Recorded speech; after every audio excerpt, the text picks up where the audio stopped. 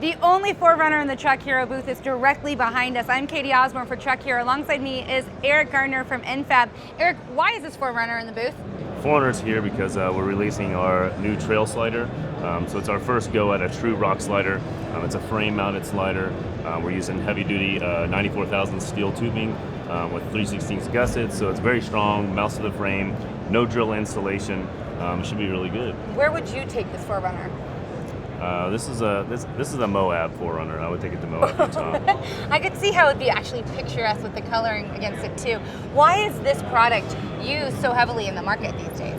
Well, I mean, a true rock slider is going to protect the undercarriage of the vehicle when you're going off-road and doing some rock climbing and things like that. Totally. Traditionally, N-FAB has only made steps to get in and out, so this is kind of a hardcore design people have asked for over the years, and we're finally coming out with something. When can buyers expect to see it? Q1 of 2020 is when we're going to release it. All right, for all the details, make sure you check out truck-hero.com.